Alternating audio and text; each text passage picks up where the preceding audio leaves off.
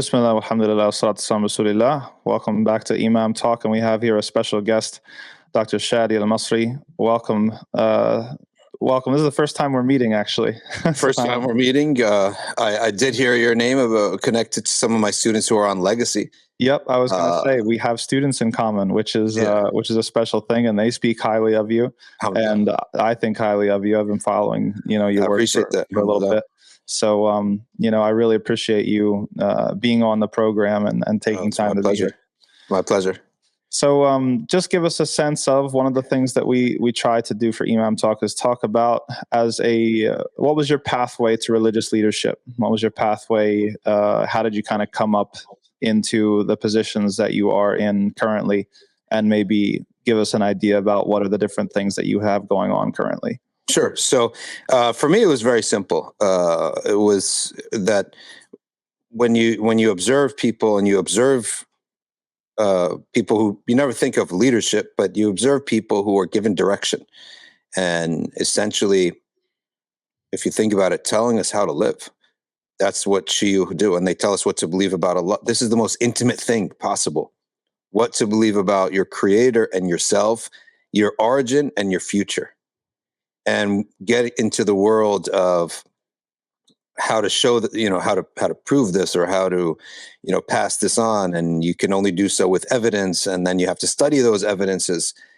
And these sources in the Quran and the Sunnah is built on a spiritual element with yourself, but also hand in hand, never separated from it, is a social element where you have to go out there and tell people about this. It's like a code red. It's a 5-alarm fire that you have to tell. Isn't that the first thing in the dawah of the Prophet ﷺ? He said, if I tell you there's an enemy coming, what do you do?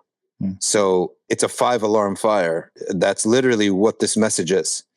And so it grips you right away because it's giving you literally the most compelling, it's the most compelling message and piece of information that you're ever going to come across, which is that there is an eternity after this.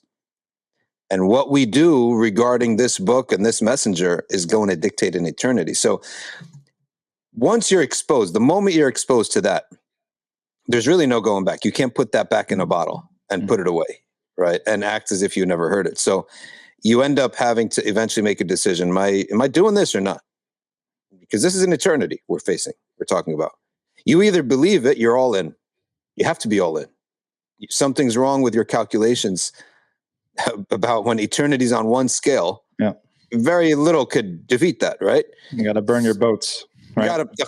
You're either all in or you're all out. No. Right? You cannot possibly, it makes no sense, no rational sense.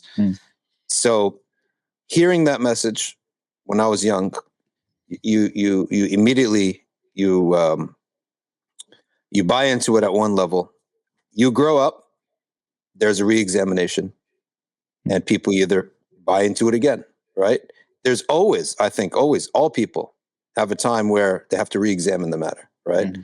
When they get tested with something, and sometimes just longevity. So it's hearing that message, right? Hearing the message and seeing people doing that, seeing people drive up, give classes, give khutbahs, tell us, oh, this is what's going on here is wrong and it's got to be fixed. Or this is something amazing that has to be shared with everyone. Sometimes you get like targhib and tarhib. Sometimes you see it's a warning against, we're going astray. When you hear someone say that, that means that the implicit thing is that there's a straight path. There's a wrong path. You got to now help people. You got to warn people, protect people. And you got to warn against people who are, ruining this straight path or misleading people. It was in New Jersey that there were plenty of preachers and shiyukh. Their life was exciting, right? And it was meaningful, extremely meaningful and exciting too, going up and down and sometimes feuds even. Some people think that feuds are always bad, but they're not always bad. Shows that you care, right? Huh? It shows that you care. It shows that there are two parties who care and that you get sucked into the feud. You will choose a side. And for most people, if there's no feud, there's not a big deal. There's nothing worth fighting over.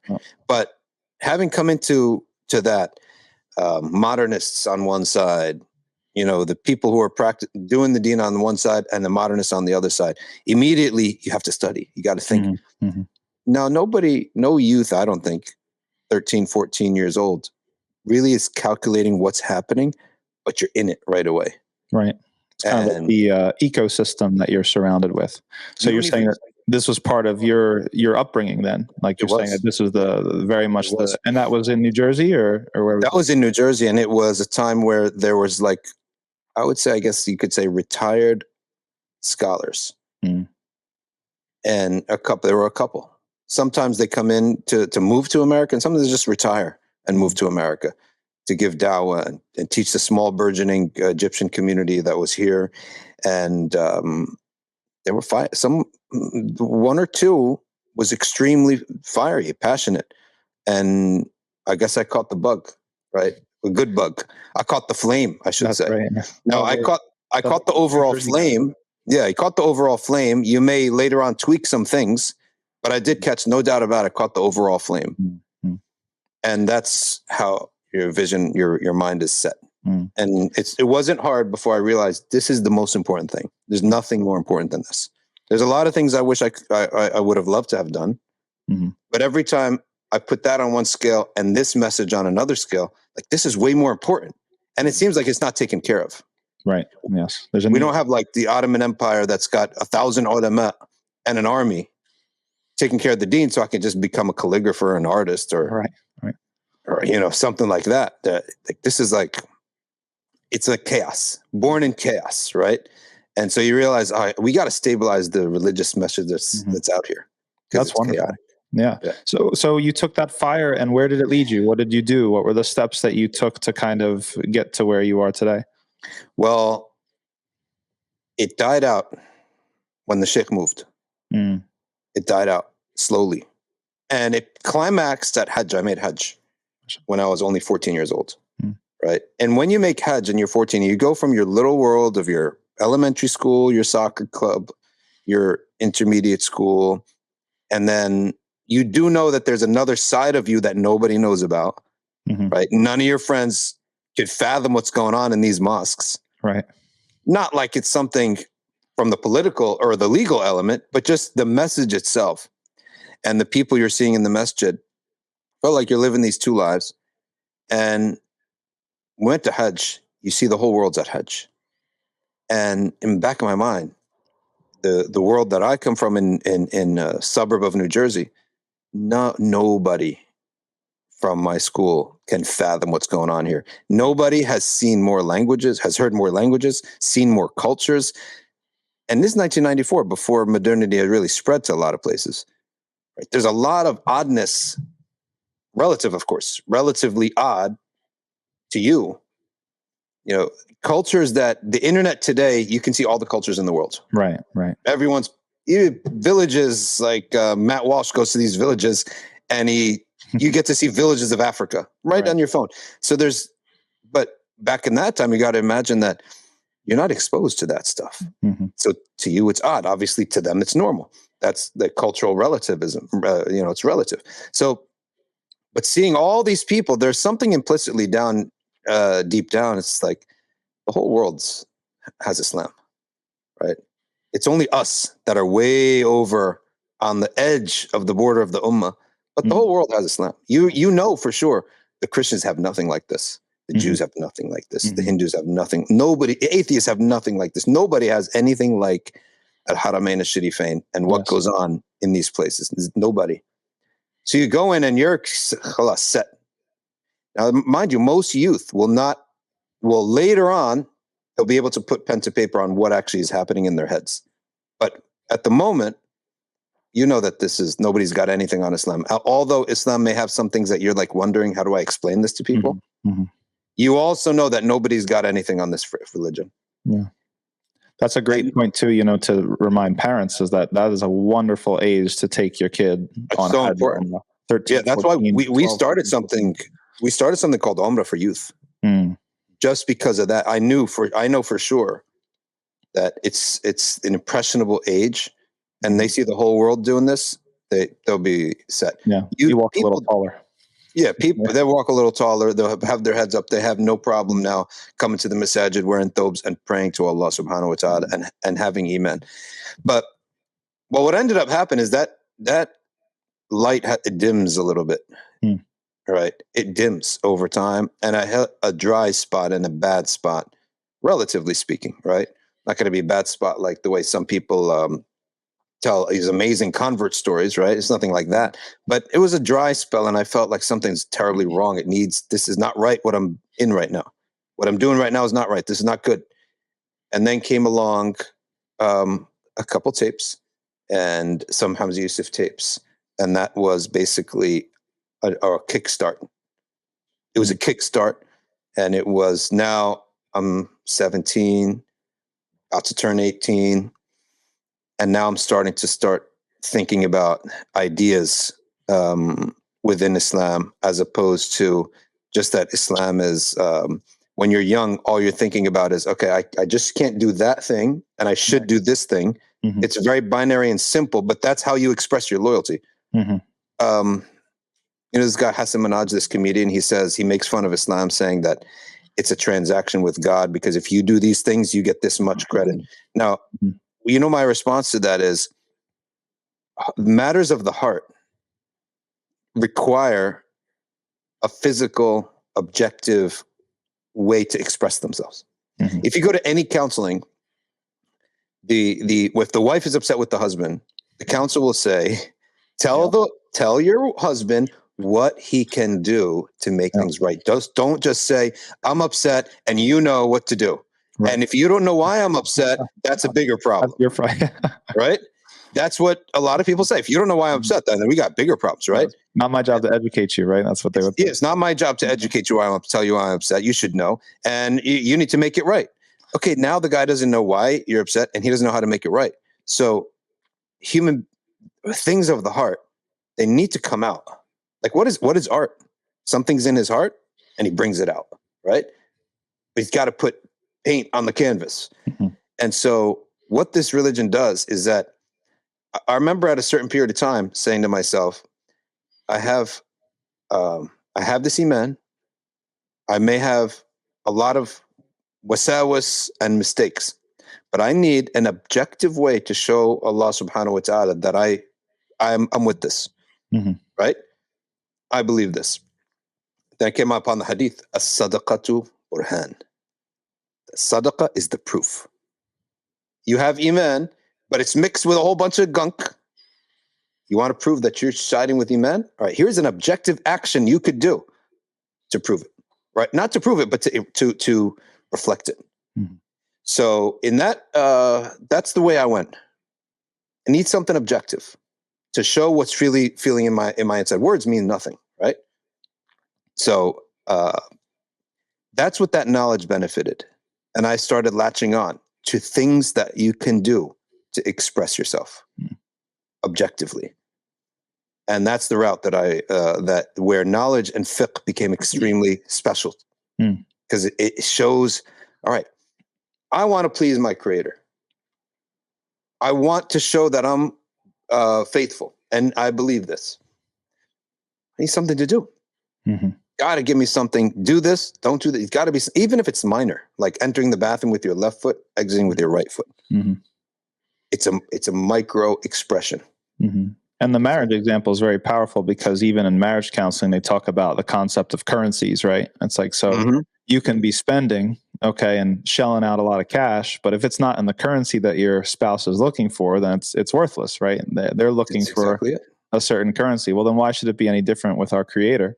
That's the same thing. I can go stand out in the sun all day and say that, well, that's my genuine expression of thanks to my creator. But if he's not reading that, or he doesn't accept that from me as a legitimate expression of gratitude and thanks, then what good is it really, right? Exactly. That's exactly the point. So once I got into that world of fiqh, I became, and I think it's fitra. It's fitra, right?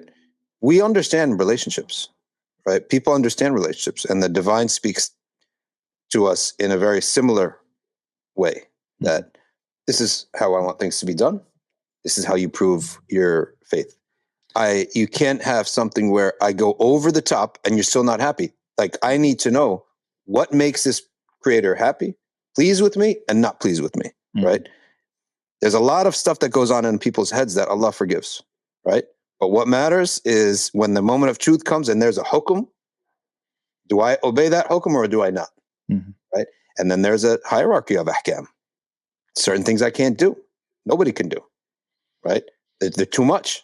There's a hierarchy. This is the obligation. This is the prohibition. Within this realm, you're good to go. You want to do more? Do as much as more of this and decrease as much as more of that. That's makruh and mandub. So I became obsessed with that way of going about things. And then the way, like you asked, the way to like where things are now is that you got to spread this. I would, as many people, I'm sure you're no different. You can't read these things and just sit on them. What's the point? You need to. It needs to spread to other people. So was that a career decision that you made? You went, you were making these decisions to go study this. Where did the study take place? Was it mostly here? Like, how did it go? How did that affect like your professional course? Because that's fairly rare, right? That there's what we have in the Muslim community that I joke and call it the Holy Trinity, which is doctor, lawyer, engineer, right? And if somebody who's a young person right at the cusp of adulthood, and they have the opportunity and they have the zeal to go study what Allah subhanahu wa ta'ala wants of them, it's a fairly rare thing that person actually, actualizes that. So what were the steps? What were the decisions? What were the institutions that you passed through? So my thought process was a bit different. It was that I'm going to study and whatever else happens.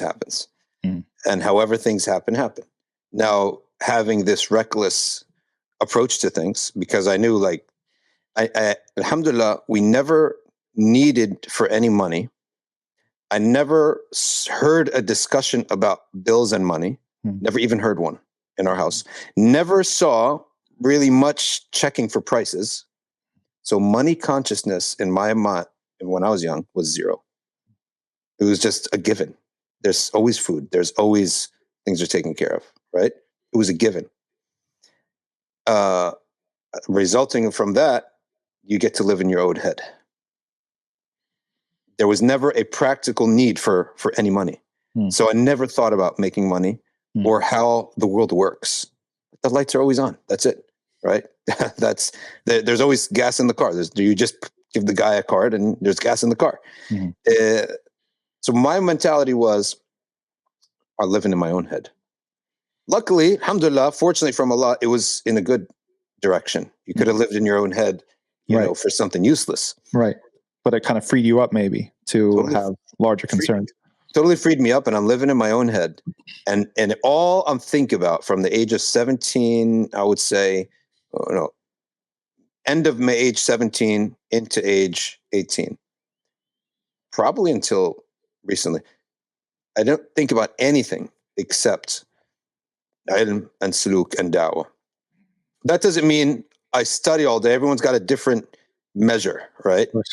And my measure oftentimes is what da'wah works. Like what works in the field of da'wah, in the field of community, more so than diving. Some people dive into books so deep, right? And they become specialists.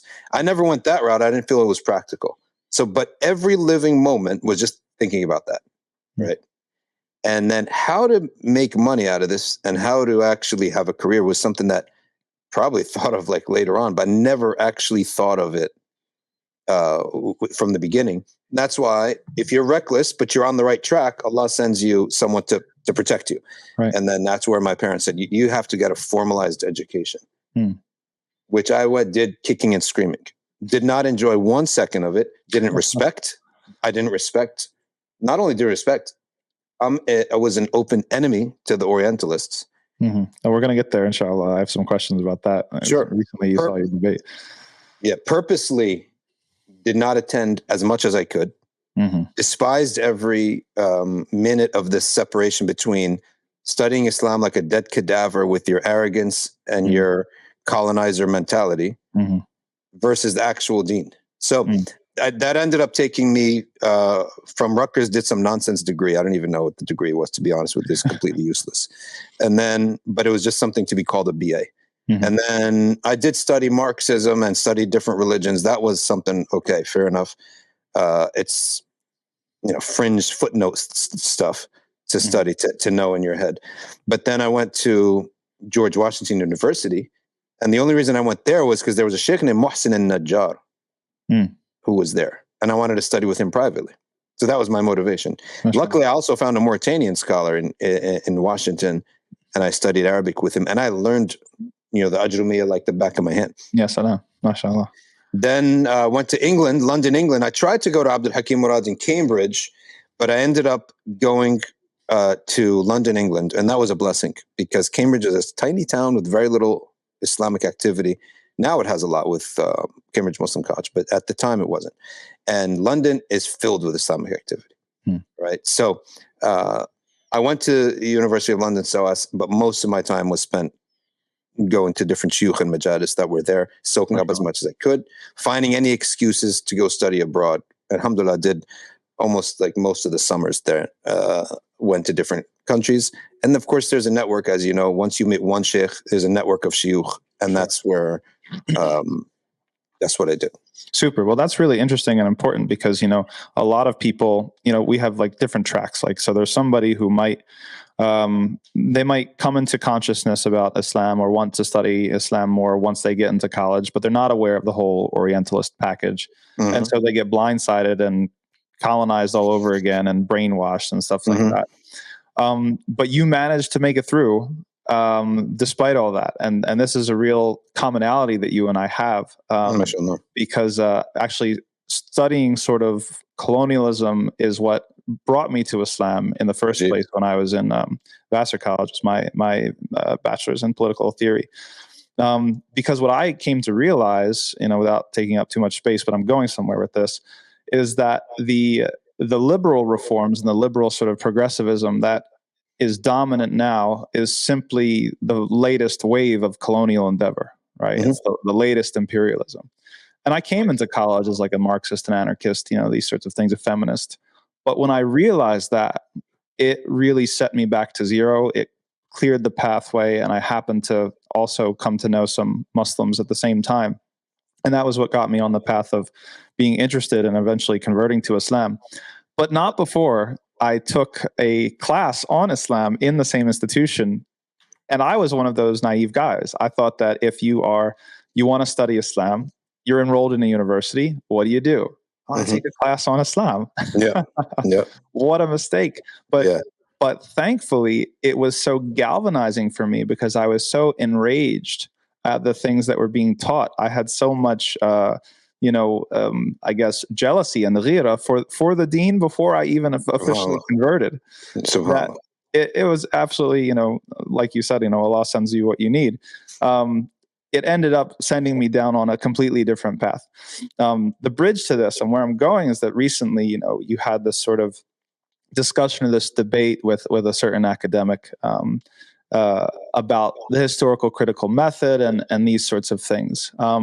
This is an enormous issue. It's not even one issue. It's a constellation of issues. It's a package of issues that most people are not aware of.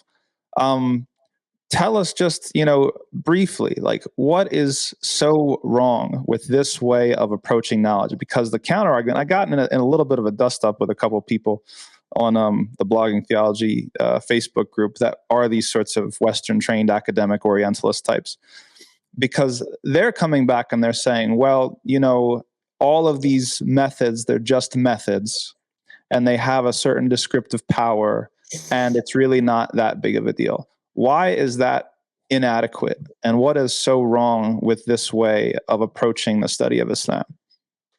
Well, the historical critical method, you got to look at its birth. And history as a philosophy is never, philosophically, history is not a neutral examination of the past. You are, as a historian, telling a story. That story is not a fiction, right? It's a nonfiction story that there are human beings alive today who will read that and form their own self-identity based on that history. Mm-hmm. The historian to me is an activist. Mm-hmm. Okay. Has to be. It has to be, right? The historian can't not be an activist, right? You are an activist. Realize that, and some don't. Mm-hmm. If you study Egyptology, where there are no pharaohs left in the world, right? Mm-hmm. There are still people in parts of the world that identify that's their part of the country and that's part of their history. Mm-hmm. Okay. And they're either going to be proud or downtrodden by that. You as a historian do have a perspective. You're a human being. You will never be perspectiveless, right? Mm-hmm. You will have a perspective towards people, whether you know it or not. You will lean one way or another in what you choose to elevate of evidence, what you choose to put forth, whether or not you choose to search deeper for opposing evidences or call it a day on the opposing evidences, right? And keep pushing deeper on the evidence that you want there to be. So at the end of the day, you will be using actual evidences and sewing a story together. The reader will say, the common reader who's not a historian, not a philosopher, will look at this without much of a critical eye and say, all the evidence is here. And that's the conclusion, right? And he is like some guy in a suit and tie, and he's at a university standing upright at a lectern as if he's a computer, an AI that just produced this, right? As if he's not a human being that has an agenda. So everyone who gives us a fatwa, we as Muslims, for example, we don't take a fatwa from a fasiq. Mm-hmm. Right? You don't take a fatwa from someone who has no record. I find history is very much no different. If you're going to tell me my story, I need to know your story. I need to know your agenda, right? It's totally a fair question. Western historians, the method that comes out of it comes with a spirit. There is a spirit of doubt on every religious authority. Now, why is that? It's because the Inquisition, the inquiry into history was born out of the abuses of the church. Mm-hmm. You go back, the Catholic Church, and we might have like some allyship with them now on certain moral issues. This church is one of the most oppressive institutions in history. And what they did to people. Now think about it. It's a bunch of guys. You bring a bunch of guys together and you say, listen, everyone's going to listen to you. They're going to oppress at some point. Some may not, and some may. They're going to oppress. And when they discovered that massive elements of the story of the church was a lie. And they discovered this when they went about studying languages and comparing texts and looking at translations, things that the church had barred them to do for a long time. Then now they're able to do it because the church has less of a stronghold over people after the Black Plague, the Black Death, or whatever it's called. So now they're studying languages. They're like, oh no, we've been lied to. So if your dad lied to you, you're going to start suspecting everyone else's dad is lying to them too. It's just natural projection. You're never going to trust authority again. And those lies are very consequential. Just to give, the viewer a sense of what we're talking about here. These are issues of life and death. Like we're talking about everybody who lives in North America should familiarize themselves with the doctrine of discovery and the papal bull that basically declared every single land in the world that was occupied by a non-Christian was fair game, whether it was a Muslim or a Native American, which enabled the entire colonial project for them to come and literally just plant the flag and say, yeah, that's mine. Right. This is something that is exactly the fruit of the arrangement that you're saying. So this isn't just esoteric or obscure sort of theological points. This is real life and death stuff that people are making crazy decisions about. When you look at the way of Iblis, how does Iblis produce a human Iblis, right? Is by an injustice incurred upon that person that produces such a rage, then Iblis can redirect that victim to a worse injustice in making it look like a justice. When you read about the Renaissance, we're all taught this in school, right? You read about the Renaissance, you read about the Protestant Reformation, you read about the scientific oppression that happened to scientists, or the suppression of science. You're like, wow, this Catholic Church is the antagonist. It is the Hitler of that time. They are the Nazis of that time. Everything bad goes back to them. Socially and economically, you have the feudal system and the church was all with it, right? Because they're hands in hands with the rich. So, and then the poor comes and you throw a nickel at the poor, so the poor could feel like you're giving them a shoulder to cry on. Mm-hmm. This is a good cop, bad cop operation, right? So at every turn in that chunk of centuries, basically after the Crusades, that chunk of time, for a couple of years, the antagonist is the church. So the historian, the scientist, that inquiry is born out of the enemy is the church. Mm-hmm. It's a trauma response, really. It's a trauma response. It's a trauma response. Atheism is a trauma response. Scientism is a trauma response. Even politically, like these popes have too much power. Why? Mm-hmm. What are you doing for us, physically, to have all this power? So taking down the kings who are in it with the popes. Mm-hmm. All this is modern world is born out of a trauma response. Mm-hmm. That trauma nothing similar or close existed in the Islamic world. But then you got them. They're like, okay, out of this trauma, we built a new world. It looks pretty good, right? Strike lightning with modernity, okay? Technology, technical revolutions, etc. They turn now their face on every other society with the mold that made them. That the dad is the bad guy, the religion is the bad guy, the king's the bad guy. Technology is a solution, atheism is a solution. Mm-hmm. Yeah, that was for you, right? And by the way, it wasn't a solution because look where atheism is taking you. Right. You got serious problems in your society now. So, but in any event, they took that model, that mold, and literally like a cookie cutter, Africa, Japan, China, South America, everywhere else with that mold, and the weak-minded of every one of those civilizations bought into it, right? Without there's like no critical thinking here. That your problem is not our problem. Right. Your solutions could be our diseases, right? So to me, the people who go into Islamic studies and fall into this, I really view them as extremely emotionally weak, mentally lacking critical thinking, because they're not thinking outside the box. These academics have built a sandbox for you and told you play. Yeah. And you're playing. And I used to see these kids come in, regular mosque-going kid come into the grad school, and just professor puts down the box. I'm like, these kids aren't that clever. They're going to be fooled, right? It's not book knowledge. It's almost some street smarts where you see them right before your eyes being fooled. Premises accepted, snuck premises accepted. Mm-hmm. And all of a sudden his DNA has changed. Yeah. Which is why it's very, very relevant, because somebody could argue or could say, well, that's why we need Muslims to go into the Islamic studies departments to change it, et cetera, et cetera. But I mean, look at what cost, right? And who's doing da'wah to who, right? You enter in, you think that you're doing da'wah to the field. The field has a momentum. The field has premises, and there's only so much work that you're going to be able to do to push back.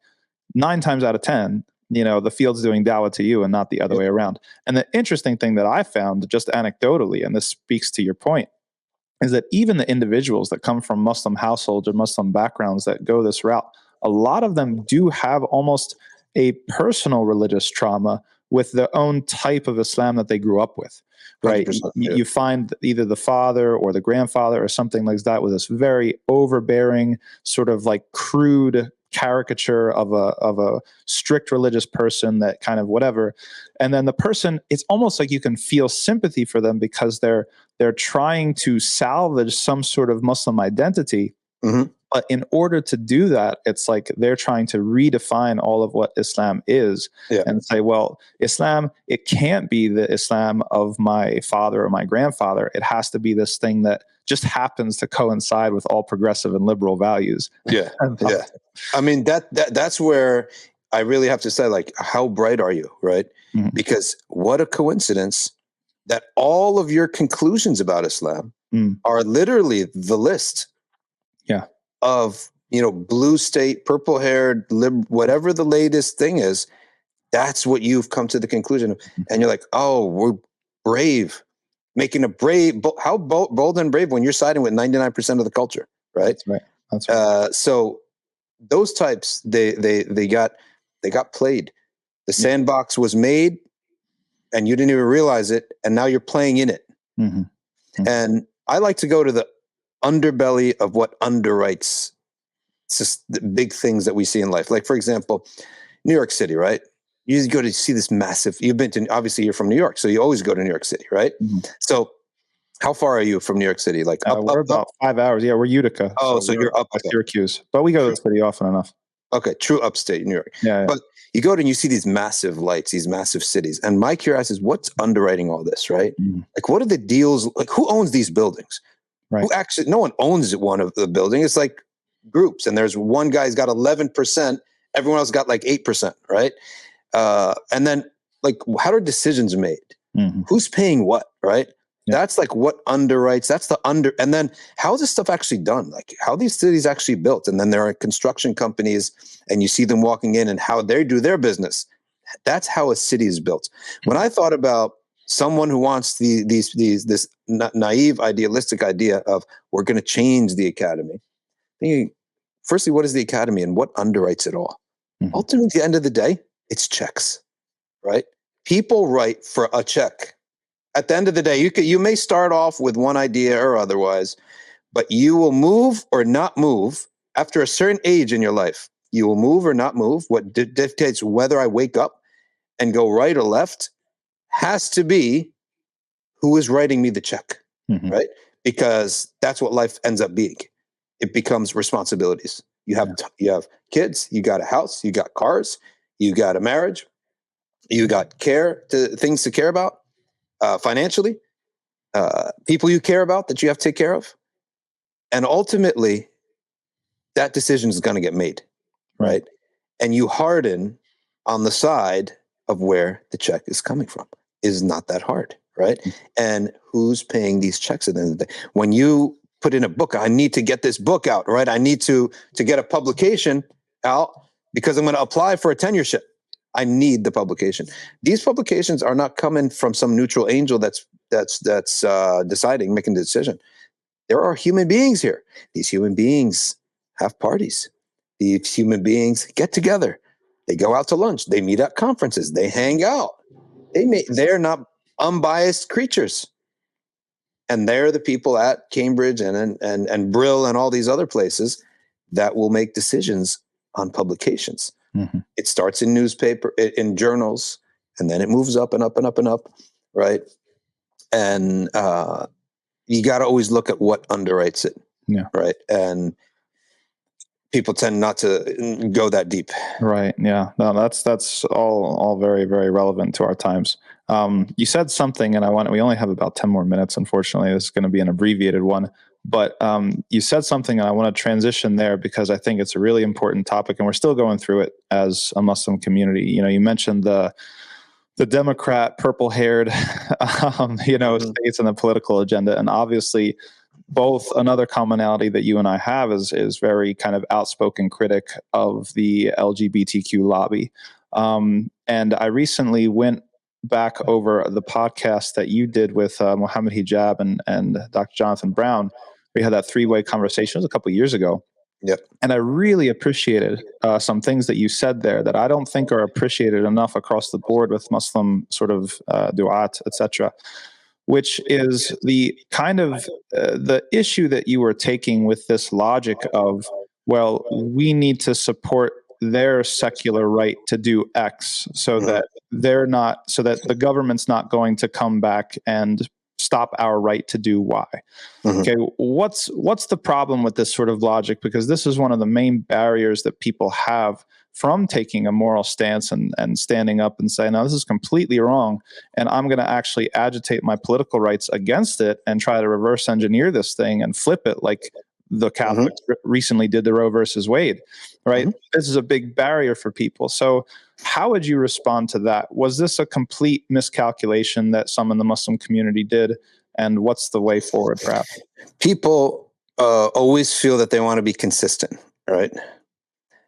But consistent on what set of boundaries and rules, and according to whom, and what's the level of obligation, and what's the consequence.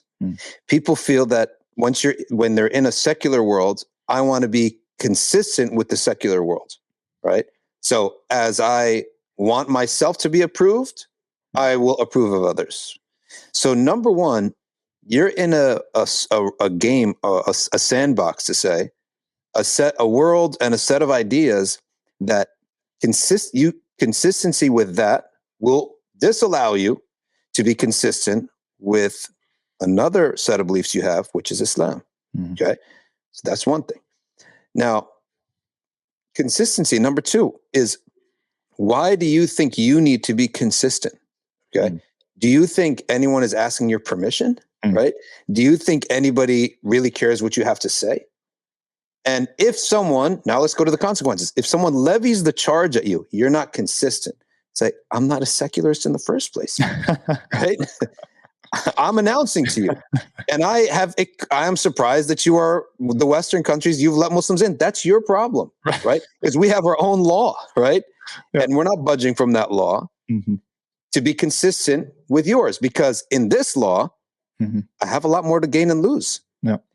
On yours, I don't have much to gain and lose. That's right. I'm legally, it is totally permitted legally to be as inconsistent as I want to be. There's no consequence here. It's an important point that you're making. I mean, we're policing ourselves and we're kind of hamstringing ourselves. Yeah. In reality, we could be like, well, I'll be lobbying for my rights when it's for me, and when it's against me, I'm going to be trying to totally agitate. And do you think, not that other people are our teachers, but do you think other groups out there are like, oh, we have to be pious, consistent citizens, or they lobby for themselves? Cheat to win is their motto. They'll do anything that they can to get their agenda. I'll tell you one other thing that Muslims take an Islamic mentality, but put it in a secular. That's what they did. They took a good, righteous Muslim mentality, but you put it in a secular sandbox, right? In a secular set of rules. And you want to be pious and consistent. Well, you don't have to be. I was talking one day to a brother and saying, listen, so-and-so, he knows how to get you out of paying taxes, right? And he knows all the tricks, the legal tricks to get you out of tax. One brother says, you know what? I never do that. I pay my taxes fully. I'm like, Akhi, this is not zakah. Right? Right? This is not even lawful by Sharia, right? To pay the taxes the way they're making. Now, you know what? If they told us for North Brunswick, you're paying for this roadway, for this garbage, for this water sewage, income tax, 40% of your income, whatever nonsense that is. Yeah. Yeah. And I have no idea where it's going. And then they'll tell you, well, you know where it's going, but not specifically. That's right. Guns, bombs, and bullets. Exactly. So I'm like, brother, this is not even lawful. This taxation that they're taking your income like this is not even lawful. There is lawful taxation in the Sharia. It's very strict, right? Yes. So I'm like, for you to get out of it, first of all these tricks are lawful tricks, legal. They're legal tricks. Lawful in Islamic terms, we'll say legal in secular terms. They're legal loopholes to get out of paying taxes, right? So we're not even telling you to do something wrong. It's like rukhsa almost, right? But you cannot take this mentality of paying taxes like a pious Muslim is paying zakah. And that's how people went and approach this LGBT thing, where it's almost like, I want to be consistent, but no, you got it all wrong. Yeah. Right. Yeah. And I never really bought into, again, reviewing the arguments, the whole fear was that a government that is concerned with issues of morality is going to come back and bite us as Muslims. Yeah. I'm not 100% sold on that scare tactic. I think that there's enough. And first of all, the Christian right is not a monolith. There's a big difference between Catholics and evangelicals, and their attitudes or potential for alliances with Muslims. And I'm not sure that I buy that argument in the first place, right? Because if we bring the argument back onto moral grounds, I think we have really good arguments for things on moral grounds. Yeah. It almost seems like, again, we hamstring ourselves by trying to play in the secular sandbox, as you say, because then we're in not only, by trying to be consistent and trying to be kind of goody two shoes with it, but also, is it the right sandbox we want to be playing in the first place? I would also look at the left does not hold that there is an actual truth in reality. Everything is relative, right? The right holds that there is a truth. Yes. Okay. We're at odds with their version of the truth. They're at odds with ours. when you look at the foundation, the right is closer to what is correct at the foundational level. Okay. You will butt heads with someone, a hardcore Christian. You will butt heads, but you are within an accurate foundation that there is a truth, that faith matters, God matters, afterlife matters. That's why you're butting heads. This person, although he looks like a severe enemy to you, it is rationally possible for him to recognize one day that his truth is wrong, your truth is right. With the left, they do not believe in an absolute truth at all, right? They don't believe in a truth or an afterlife or a God. Yeah. So it's much less fathomable that he'll ever recognize any validity to what you're saying. And they've got their usul and their furu' mixed up. It's like we're going to jump in with somebody who happens to agree with a far'i issue. Exactly. Right? And their usul are all wrong. Totally wrong. And that's why have people whose usul are, yani, sound. And okay, they have furu' that are kind of whatever. Yeah. And that's exactly it. Running the overall lens of the Christian is, all right, there's God, there's afterlife, right? Adam and Eve, God, afterlife, there's right and wrong in this life, right? And there's a message from God. That's a far closer framework, even though he hates your guts, than the other one. Now, it's the Crusaders and it's Qawm Lut. Right. And the Ummah of Islam, this is a praise of the Prophet, is strong enough to withstand both. Yes. Right. So let me tell you this too. It's pretty interesting that one guy says, listen, he's another comedian making fun of Islam. And he goes, I don't mind you believing anything you want if that's what you believe. Right. If that's what, your identity is, or what you have come up with. So the summary of that is, we can accept your Sharia provided you admit that it's from your nafs and it's your hawa. Do whatever you want. The left will accept niqab if a niqabi says, this is my desire, my whim, and my identity. Yeah. They will never accept less than that. They won't even accept less than that if you say it's submission to Allah. Yes. So they want that, like you said, they want that usul. They're smarter as enemies, right? They are smarter. Do what you want. It doesn't matter as long as you're usul.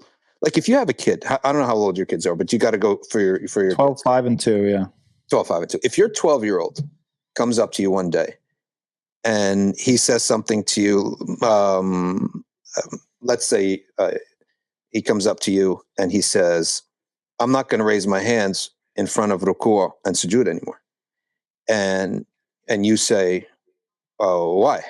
And he says, because I just like the way it looks, right? Then you got another one who says, no, I'm not doing it because I'm actually going to adopt. I really like the Hanafi usul on things.